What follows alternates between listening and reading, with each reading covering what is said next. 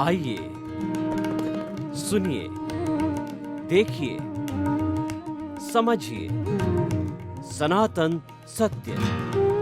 जैसी दृष्टि वैसी सृष्टि, दृष्टि विज्ञान।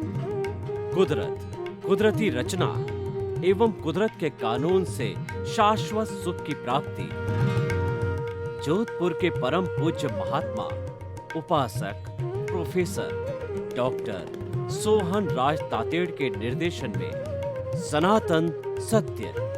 जैसी दृष्टि वैसी सृष्टि, दृष्टि विज्ञान।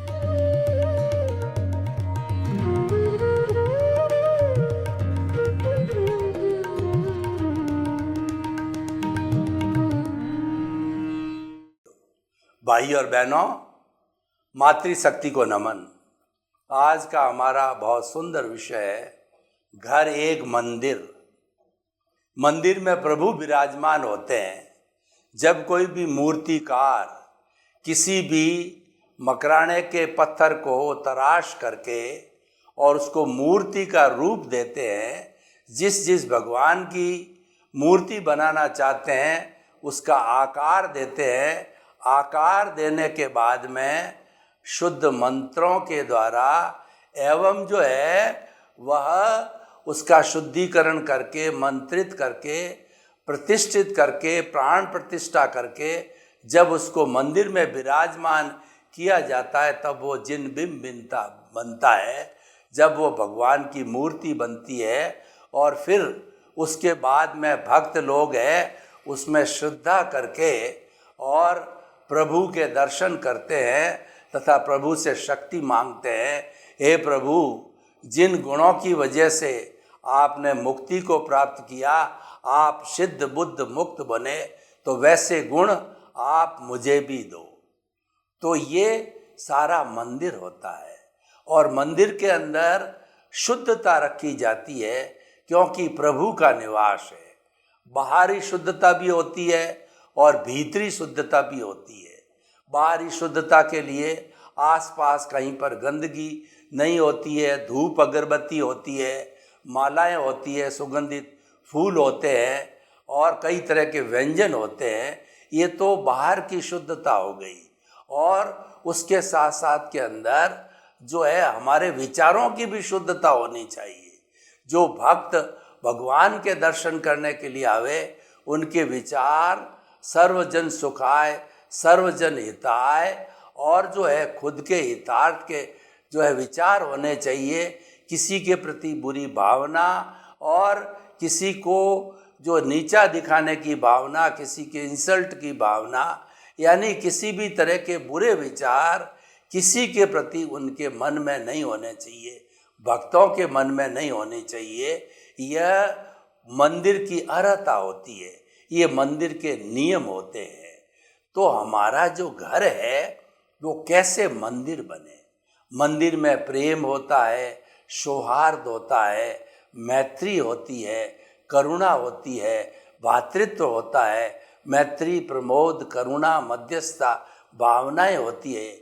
यानी समस्त जो गुण हैं वो मंदिर और मंदिर में विराजमान भगवान जो है वो गुणी होते हैं, गुण वाले होते हैं।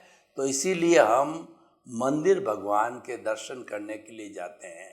अगर हमारा घर वैसा मंदिर बन जाए तो हमें मंदिर जाने की कोई आवश्यकता नहीं है। आप मंदिर जाओ या न जाओ कोई बड़ी बात नहीं है, लेकिन घर के जितने भी सदस्य हैं, दादा दादी और माता पिता, भाई बहन, उन सब के साथ के अंदर भातृत्व भाव, प्रेम का भाव, मित्रता का भाव, सौहार्द का भाव रखो तथा साथ साथ के अंदर उनके प्रति जो है आपके मन में आदर का भाव होना चाहिए। यानी जो जो हमारे मानवीय मूल्य है उन मूल्यों को जो है हमें अप्लाई करना चाहिए। देखिए, मनुष्य जो है वह अधिकतम बाहर भी काम करे अपने ऑफिस में तो वैसे तो गवर्नमेंट की होती तो 8 घंटे की ड्यूटी होती है। मान लो प्राइवेट भी कार्य हो, किसी खुद की फैक्ट्री हो, खुद का ऑर्गेनाइजेशन हो, तो समझ लो कि वो 12 घंटा काम करे, लेकिन बाकी के 12 घंटे तो वह 365 दिन है अपने घर में ही निकालता है। यानी कि वो अपने भाई बहन, पत्नी, माता पिता के साथ में निकालता है। तो उसकी कैलकुलेशन करो कि हमारे साथ में जो जीवन है, जो जन्म से मृत्यु के बीच का स्पान होता है, जीवन कहलाता है, और गृहस्थी का जीवन होता है। तो उसके अंदर सबसे ज़्यादा व्यक्ति अपने पारिवारिक जनों के साथ में रहता है, अधिकतम समय उनके साथ रहता है। तो उसको जो ये आर्ट ऑफ विजन आना चाहिए, आर्ट ऑफ लिविंग आनी चाहिए, साइंस ऑफ लिविंग आनी चाहिए, वे ऑफ लिविंग आनी चाहिए कि किस तरीके से परिवार के सदस्यों के साथ के अंदर हम निवास करें कि हमारा जीवन शांतिपूर्ण बने और हमारा जो घर है वह एक मंदिर बन जावे। यानी घर है वो पूजनीय हो जाना चाहिए, व्यक्ति को मंदिर की याद भी नहीं आनी चाहिए। वास्तव में तो अगर देखा जाए, हम आशातना की बात नहीं करते हैं, लेकिन मंदिर में तो मूर्ति का भगवान विराजमान है, लेकिन आशातना न हो तो मैं कहना चाहूँगा कि घर में जितने भी जीवित प्राणी हैं सब वो जीवित भगवान हैं। नर सेवा नारायण सेवा, अगर हम नर की सेवा करते हैं तो वह सेवा वास्तव में नारायण की सेवा होती है। यानी आप घर के सदस्यों की तन्मयता के साथ में सेवा करो, अपनी रिस्पॉन्सिबिलिटी को पूरा करो, तो वास्तव में वो ईश्वर की सेवा है। जैसे आपके बूढ़े माता पिता है, दादा दादी है, उनको चित्त समाधि पहुँचे और उनके साथ में आपका अच्छा सलूक हो, क्योंकि उनका शरीर वृद्ध हो चुका है, वो ज़्यादा चलने फिरने में असमर्थ होते हैं। तो आप उनकी जो रिक्वायरमेंट्स है, रोटी, कपड़ा, मकान, शिक्षा, चिकित्सा, उनकी जो भी रिक्वायरमेंट है उसको आप पूरा करो, तो उससे उनको चित्त समाधि पहुंचती है। अगर उनकी आवश्यकता की पूर्ति हो जाती है तो उनको बहुत प्रसन्नता फील होती है। तो वास्तव में घर कब मंदिर बनता है कि हम ऐसे बुजुर्ग लोगों की जो है अच्छी तरह से सेवा करें। तो हमारा घर एक मंदिर आज ऐसा विषय है, इस पर बहुत खुल के चर्चा हो सकती है। घर एक मंदिर में सबसे पहले कौन कौन से मूल्य है जिनकी स्थापना होनी चाहिए, वो मैं आपको बताना चाहता हूँ। सबसे बड़ा गुण है सहनशीलता। यानी चाहे छोटा हो या बड़ा हो, कोई भी सदस्य हो, उसके अंदर सहन शक्ति होनी चाहिए। अगर मान लो बुजुर्ग ने कुछ कह दिया तो उसने वापस हाथों हाथ जवाब दिया, हाथों हाथ जो है उसको एक ही जगह 2 सुना दिया, 4 सुना दिया। पत्नी ने कुछ कहा तो पति ने जो है उसको जो है वापस सुना दिया। तो ऐसी क्रिया प्रतिक्रिया जो है वो नहीं होनी चाहिए, बल्कि प्रतिक्रिया विरति होनी चाहिए। यानी कोई कुछ कहे तो हम उसको सहन करें। ये सहनशीलता सबसे बड़ा गुण होता है। सहनशीलता के अंदर निभाव होता है और हमारा जीवन अच्छा बनता है। दूसरा है क्रोध का उपशमन करना। देखिए, छोटी छोटी बातों के अंदर व्यक्ति उबल जाता है। व्यक्ति कोई काम कर रहा है और उसको कह दिया कि तुम ये थोड़ा सा मुझे पानी का लोटा ला करके दे दो, तो उसको गुस्सा आ जाता है कि मैं काम कर रहा हूँ और मुझे पानी का लोटा मंगा दिया। तो कोई बात नहीं है, वो बोल के कह सकता है मेरा हाथ का काम जरूरी है, मैं पूरा करके पानी का लोटा लाता हूँ। तो इस तरीके से तालमेल, सामंजस्य की बात होनी चाहिए और छोटी छोटी बातों के अंदर उबलना, क्रोध नहीं करना चाहिए। तो जब छोटी बातों में हम क्रोध के अंदर उबल जाते हैं तो फिर हमारा भी मूड ऑफ हो जाता है और घर के सदस्य जिस पर क्रोध किया जाता है वह व्यक्ति भी जो है क्रोधित हो जाता है, उसका भी मूड है वो ऑफ हो जाता है। और आप देखिए कि गुस्सा जो है एक ऐसी चीज़ है जो व्यक्ति को गर्म कर देता है। देखिए, एक उदाहरण है कि फ्रीज का चिल्ड पानी है, उस चिल्ड पानी को जो है एक बच्चा अपने हाथ में लेके आया और उसने कहा कि इस चिल्ड पानी को कैसे गर्म किया जा सकता है। कोई उसका जवाब नहीं दे सका। तो चिल्ड पानी है, उसने अपने दादा के सिर के ऊपर डाला तो दादा को इतना ठंडा लगा कि उनको गुस्सा आ गया और वो उस अपने पोते को डांटने फटकारने लगे। पोते ने कहा, देखो ये मेरा चिल्ड पानी गर्म हो गया, उबलने लग गया। यानी मनुष्य एक ऐसा व्यक्ति है जो कि थोड़ी सी जो है समय के अंदर असहनशीलता को प्राप्त करके और वह उबलने लग जाता है, जबकि हमें शांत रहना चाहिए, क्योंकि क्रोध है वह जो है व्यक्ति के जो है अपने खून के अंदर जो है जहर को पैदा कर देता है। क्रोध एक अग्नि है और क्रोध से जो है वशीभूत होकर के व्यक्ति कुछ भी अनशंट बोल देता है। उसको कुछ भी जो है ध्यान में नहीं रहता है कि सामने मेरे बड़े बुजुर्ग हैं या सामने कौन है। इसीलिए घर को मंदिर बनाने के लिए कभी भी व्यक्ति को क्रोध नहीं आना चाहिए। तीसरी बात होती है, घर को अगर मंदिर बनाना चाहते हैं तो त्याग की भावना रखो। घर में 5 सदस्य होते हैं, 10 सदस्य होते हैं। पुराने जमाने में तो संयुक्त प्रथा के अंदर, संयुक्त परिवार प्रथा में 20-20, 30-30, 50-50, 100-100 लोग रहा करते थे। तो जब जॉइंट फैमिली होती है, सब सदस्य होते हैं, तो उनके बीच के अंदर जो है यथा संविभाग होना चाहिए।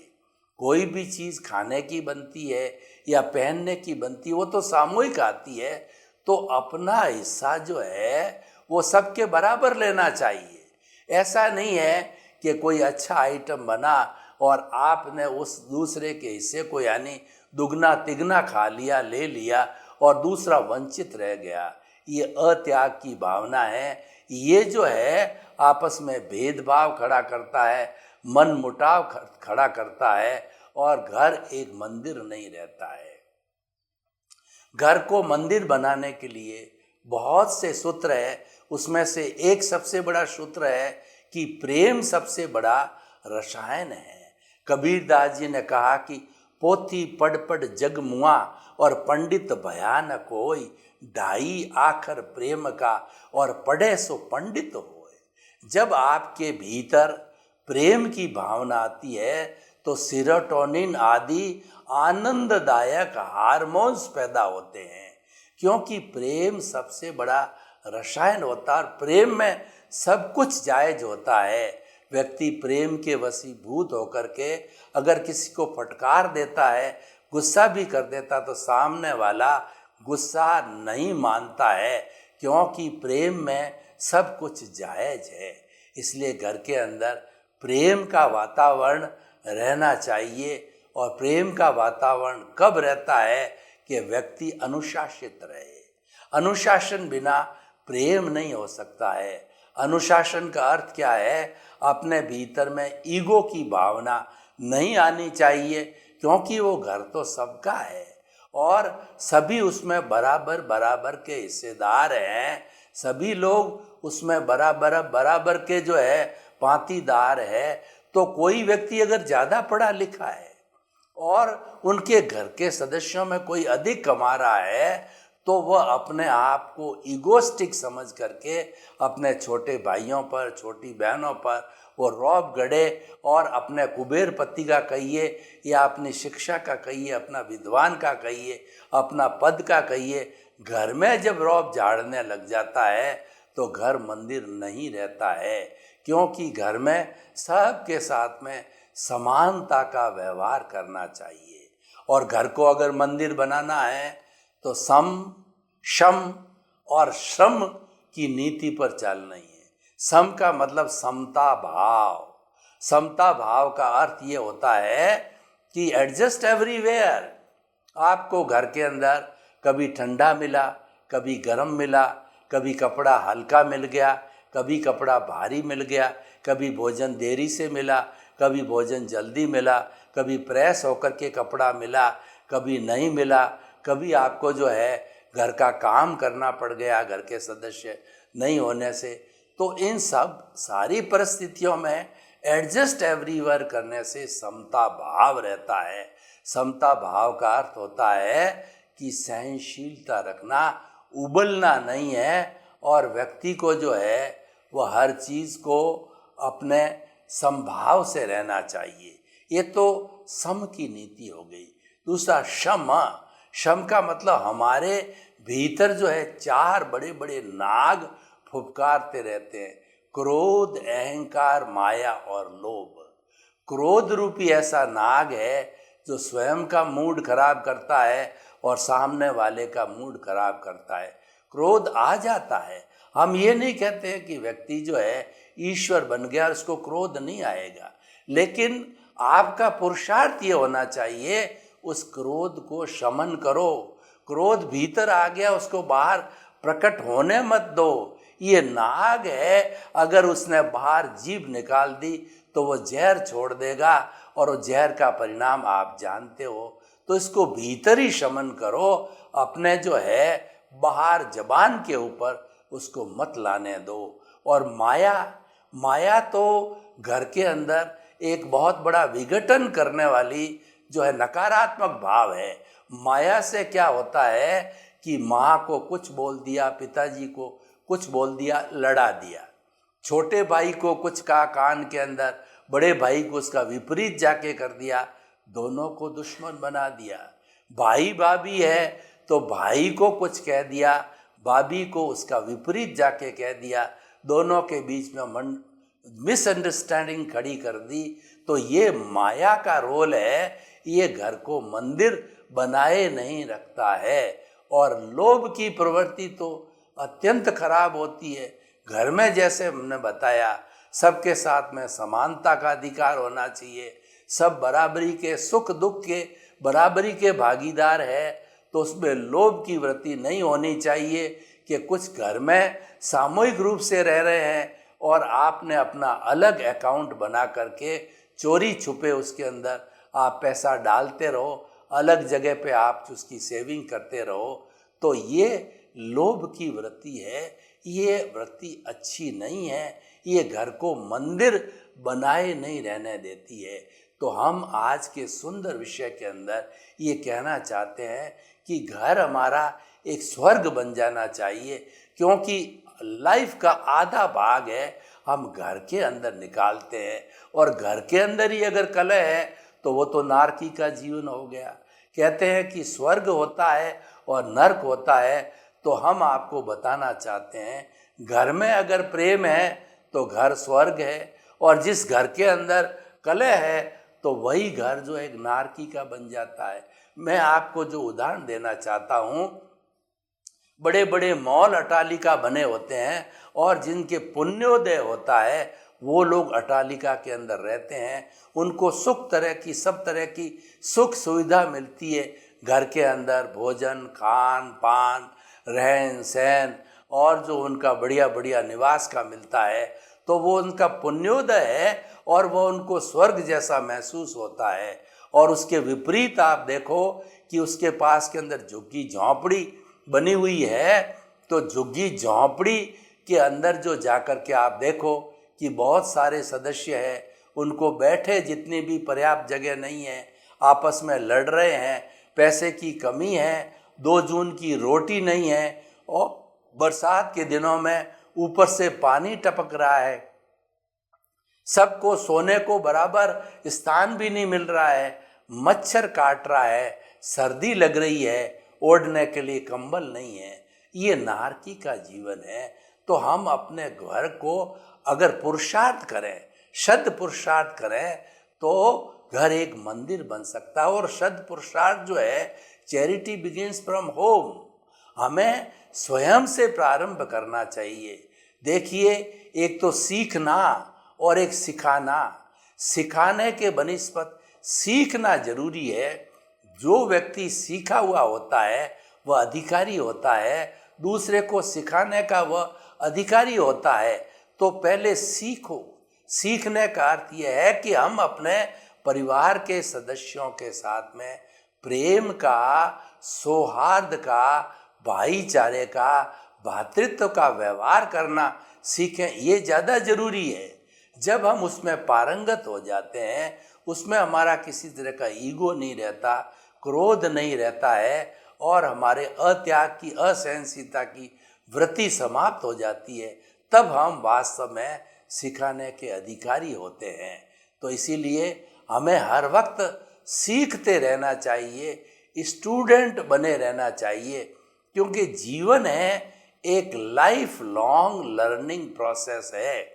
व्यक्ति अगर जीवन भर स्टूडेंट बना रहे तो वह बहुत कुछ ज्ञान ले सकता है, क्योंकि ज्ञान तो समुंदर के बराबर है और हमारे पास में एक बूंद ही नहीं है।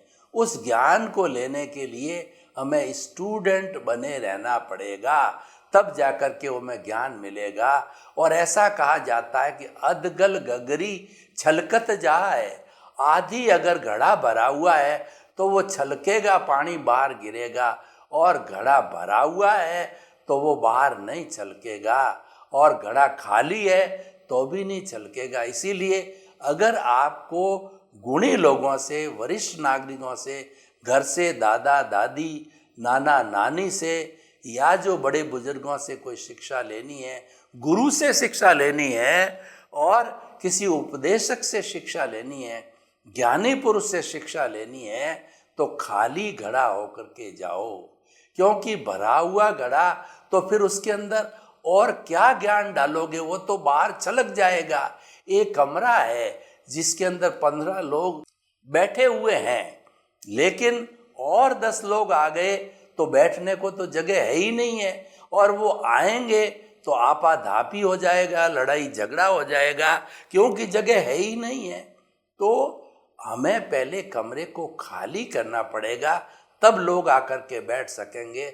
उसी तरह से हमारे भीतर तो विचार भरे पड़े हैं, दिमाग के अंदर दिमाग भरा हुआ है, तो उस दिमाग को खाली करो, पहले विचारों को बाहर निकालो, और आप एक स्टूडेंट बन करके, आप एक शिक्षार्थी बन करके, एक ज्ञानार्थी बन करके, ज्ञान पिपासु मुमुक्षु बन करके अपने उपदेशक के, या घर हो तो वरिष्ठ नागरिक के पास जाओ, क्योंकि वरिष्ठ नागरिक होते हैं वो अनुभव का खजाना होते हैं। वो जो है हमारी चाल देख के बता देते हैं कि ये बच्चा आगे जा कर के बड़ा बनेगा, या आगे जा कर के ये भटक जाएगा, या आगे जा कर के जो है ये किसी न किसी गड्ढे में जाके, यानी वो जो है गलत दिशा में चला जाएगा। वो चाल को पहचान लेते हैं। देखिए अभी अंतरात्मा पूरे बने नहीं हैं, लेकिन बिठा करके अंतरात्मा और परमात्मा बनने की सारी प्रक्रिया, वो 2 घंटे का ज्ञान हमारे पुण्योदय और उनके अतिशय से जो प्राप्त होता है, उनकी कृपा से जो प्राप्त होता है, उसके अंदर वो सारा हमको जो है मेथड बता देते हैं। हमको प्रीति, जागृति और अनुभव तीनों जो है ये गिफ्ट देते हैं। प्रतीति में तो हमारे भीतर वो एक ऐसा जो है, जो परमानेंट दीपक जला देते हैं कि तुम हमेशा महसूस करो कि मैं शुद्ध आत्मा हूँ, मैं शुद्ध आत्मा हूँ, मैं शुद्ध आत्मा हूँ। इसका जो है वो एक परमानेंट दीपक जला देते हैं। तो ये तो प्रीति हो गई। उसके बाद में हमको वो रियल पुरुषार्थ का तरीका बता देते हैं कि तुम जागृति करो, हरि अनंत, हरि कथा अनंत करो, यानी तुम जो भीतर तुम्हारा शुद्ध आत्मा भगवान है उसकी कथा करो, उसके गुणों की भजना करो, उसके नाम की माला फेरो। और कथा करने वाले जो कथावाचक आते हैं, रामायण की कथा करते हैं, महाभारत की कथा करते हैं, और वो पूरा चातुर्मास 4 महीने निकाल देते हैं। यानी प्रभु के इतने गुण हैं कि 4 महीने तो क्या, 4 जन्म भी निकल जाए तो प्रभु और गुण और गुरु के गुण हैं वो कभी भी संपन्न नहीं होते, क्योंकि वो गुणों की खान होते हैं। तो हमारा भीतर जो प्रभु विराजमान है वह गुणों की खान है, उसकी भक्ति करो, उसके गुणों की कथा करो। इस काम में लग जाओ, ये रियल पुरुषार्थ है और ये हमको जो है जागृति करा देता है। हमारा सद्गुरु या हमारा जो ज्ञानी पुरुष होता है प्रति वो करा देता है। तो ये अंतरात्मा के बाद उसका फलित क्या होगा? अब उन्होंने प्रतीति तो करा दी, जागृति आपको पुरुषार्थ बता दिया, तो इसका परिणाम क्या मिलेगा? इसका परिणाम मिलेगा कि वह अनुभव में आ जाएगी। देखिए, एक जो है हम बोलते हैं और हम एक महसूस करते हैं, उसमें फर्क होता है। बोलना तो चीज केवल तोता रटंत है, और जब महसूस करते हैं, हमारे अनुभव के अंदर आत्मा आ जाती है, तो वो बहुत बड़ा काम है। एक तो मैं कहता हूँ कि चिंतन करता हूँ, मैं कौन हूँ, मैं बोलता रहता हूँ, मैं शुद्ध आत्मा हूँ, मैं ज्ञाता हूँ, मैं दृष्टा हूँ, मैं जानने वाला हूँ, मैं देखने वाला हूँ। और एक मैं महसूस करता हूँ कि देखो ये शरीर अलग है, आत्मा अलग है, भेद विज्ञान करके और महसूस करे। एक एक कोशिका 60 खरब कोशिका के अंदर, एक एक कोशिका के अंदर महसूस या एहसास बड़ी चीज होती है, वो हमारा अनुभव कहलाता है। तो इसीलिए हम जो है घर को अपना एक अच्छा मंदिर बना सकते हैं अगर हम आपस में प्रेम, शांति, सौहार्द, समभाव और श्रम की जो है राज जो है वो नीति से हम चलें, तो हम अपने घर को अच्छा एक मंदिर बना सकते हैं। सर्वे भवन्तु सुखिनः, सर्वे सन्तु निरामया। लोक के सब जीवों को सुख मिले, शांति मिले, आनंद मिले, प्रेम मिले, सौहार्द मिले, और हम जो है आपस के अंदर शांतिपूर्ण शेष अस्तित्व करके इस स्वर्ग को धरा पर उतार लाए।